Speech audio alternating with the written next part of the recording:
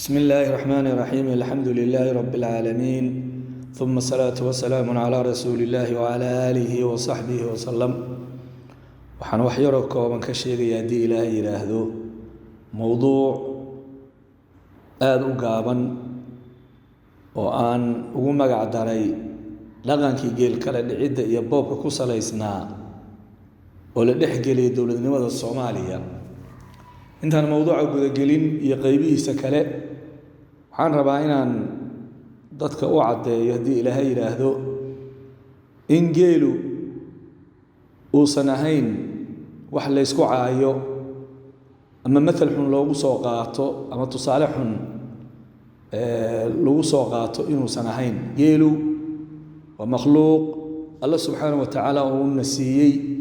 umadaha adduunkana inta geel dhaqata ayaaba yarbaba oo geel uu ku yar yahay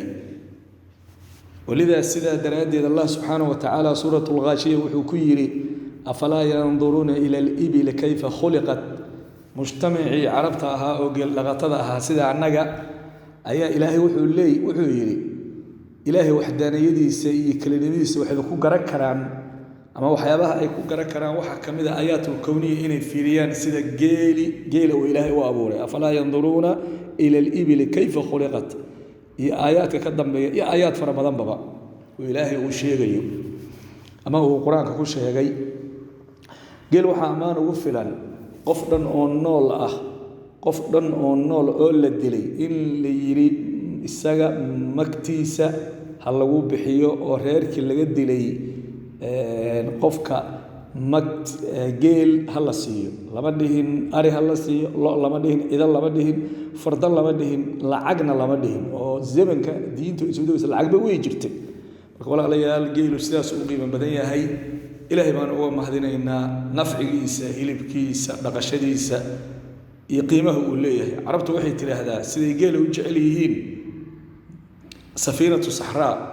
waa doonti saxraha ayay yiraahdeen laba deegaanka doonteedii weey ayay yiraahdeen marka geelu halkaas aan uga baxaya mawduucan waxaan rabaa inaan saddex clip ka duubo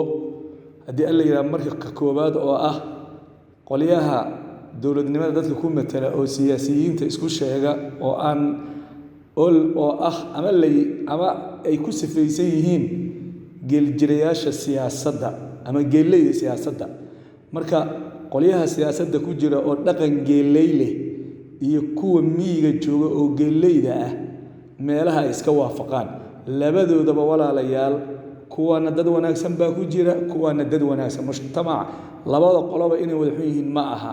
qofkii wanaagsan uu wanaagsan yahay ninka geela dhaqda oo ummadda ku duulin oo aqligiisu uu wanaagsan yahay oo dadka akhyaarta oo reerka u taliya maqla kaas waa nin wanaagsan ninka siyaasadda ku jira oo dadka ku dulmin oo cod markay noqoto xataa dalka difaaca ka waa umahad celinaya shaqada uu galaana hadda sida oo waajibkiisa ayuu gutay haduu guda waayana uu ka leexdana hadda ilaahay baa kula xisaabtamaya laakiin waxaan ka hadlayaa waxay tahay kuwa dhaqanka geeleyda leh oo dalka iyo dadka boobaya oo cumalada ah oo sudadka gashan oo u gashanba inay ummadda magac dawladnimo ku boobaan aqliyada iyaga iyo geeleyda miyiga joogta meesha iska waafaqaan ayaan sheegayaa waxaan kaloo kilibka labaad kaga hadli doonaa hadii la yiraahdo geeleyda miyiga joogta kuwan geeleyda siyaasadda ah meesha kaga wanaagsan yihiin iyo kilibka saddexaad oo aan iyadana kaga hadli doonaa hadii la yiraahdo shacabka Soomaaliyeed oo labada qoloba ma ay jecla oo wad ogtiin geel jiraha iyo maamahayooyinka ay Soomaalidu kaga mahmaahaan qoliyaha siyaasadana wad ogtiin siday u nacib yihiin maca daalikana way difaacayaan oo way la socdaan oo shacabku waa kaari laayay bal arintaas ayaan wax yar ka bayaaninayaa meelaha ay isaga mid yihiin qoliyaha siyaasadda ku jira oo siyaasiyiin sheegta ma aha siyaasiyiin laana siyaasaddu waa kelmad carabiya waa macnaheedu wuxuu yahay shacabka oo loo shaqeeyo looguna shaqeeyo sida uu wanaagsan shacabna uma shaqeeyaan waa ka shaqeystaan marka aqliyada meelaha iska waafaqaan ayaan wax yar ka sheegay hadii ilaahay yiraahdo arigu aanan ku dheeraanin laana waa mawduuc mudan kitaabka in laga qoro walaalay ninka geela dhaqda wuxuu aaminsan yahay geel xoog iyo xeeladba waa in lagu soo dhaco وإن حوق لغو صدعو حوق لغو دفاعو مركزتنا محوها ليسكو كلفو ليسكو ضيو سيدي جيل لو تبعي لها عقلك انت بدن جليدو كا ايو كو سليسن yahay waxay kala aaminsan yihiin nin qabiil langaaba ka dhashay ama rag dagaalama aanan ka dhalan inuu san geel badaqan uu isku lugoyn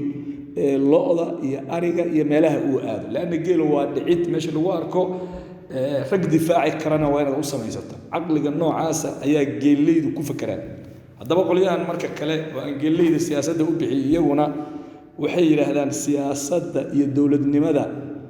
ma geli karo nimaanan qasadkiisa ujeedadiisa in wax soo boobo waxay ku leeyihiin waa maxaad ka doonaysaa meesha daadan wax soo dhacayn hadaadan maaragtay aadan qabiilkaada ku difaacayn waxyaabahaas mandaqiyan liita oo xagga dhaqanka geeleyda kala ah ayay iyaguna ku sifaysan yihiin waxay aaminsan yihiin sharciga waa qoliyaha baadiyaha jooga geeleyda sharciga iyo dawladnimada iyo maamulku kuma qabanayo mar hadaad ka fog tahay oo geelaadana la aadaysa meel duura oo fog qabiilkuna aanay muxuu ahaa aad u tahay ninka difaacay oo gabaadka ay ka dhiganayeen oo hadii la soo weeraro difaacay aqliyada noocaas iyaguna aaminsan yihiin kuwan iyaguna waxay aaminsan yihiin mar hadaad baasaboor haysato oo ninka madaxweynaha ama ra'iisul wasaaraha ah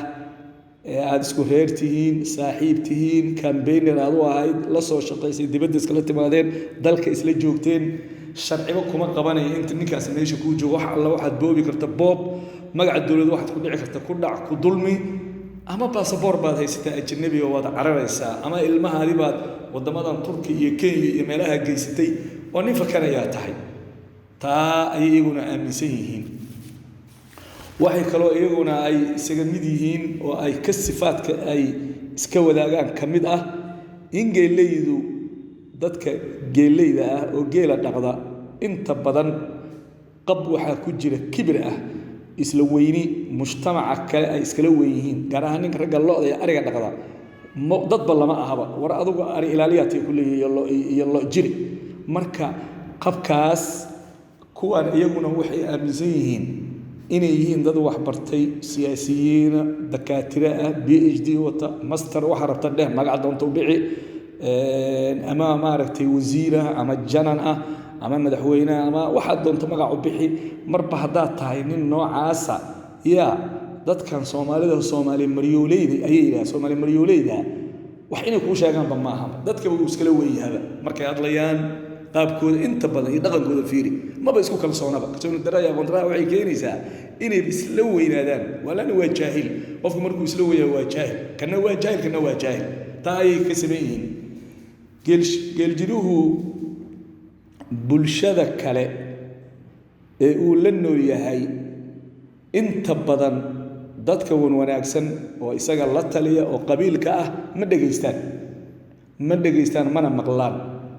usha ayaa meel uga go'an oo ah inuu geel dhaco iyo in wax soo boobo waayo mujtamaca ama dadka oday dhaqameedyada ah dad wanaagsan baa ku jira oo dhac iyo boobka umadaha raali ka ah ma dhageystaan qoliyaha siyaasadda ku jira iyaguna inta badan dadka naasixiinta ma dhageystaan mana la fariistaanba hoteelada waxay ku wareegaan ragga iyagoo kala ah oo isku meherada yihiin meelahaas wuxuuda ku ay muxuuha ay ku sariftaan marka umada lagu boobayo geeleydu magac qabiil iyo cudud qabiil ayay inta badan wax ku boobaan ee nin kaliya oo geeley xuma dhici karo kuwan iyaguna xoolaha umada waxay ku dhacaan magac dawladnimo iyo awoodda dawladnimada ah ayay dadka xoolahooda ku dhacaan walaalayaal dhaqano badan iyo arrimo badan ayay isaga mid yihiin oo aanan hadda kaliya mid iyo labo lagu soo koobi karin runtii waxyaabaha soo dhanna waxa uu asal ah inuusan jirin sharci qofka dawladnimada galaya ilaaliya oo daba taagan oo la xisaabtama maadaama aan nahay ummad dastuur iyo sharci iyo diin iyo wax ay ummaduhu ku kala dambeeyaan oo dhan aysan agtooda ka shaqayn qofku wuxuu noqonayaa fawda nin fawdawiya oo maaragtay siduu u doono u dhaqmo sidii ninka geela baadiyaha la joogo kale geelu ninka geel jiraha ah wuxuu nolosha dagaal ugu jiraa har iyo habeen siduu nolosha adag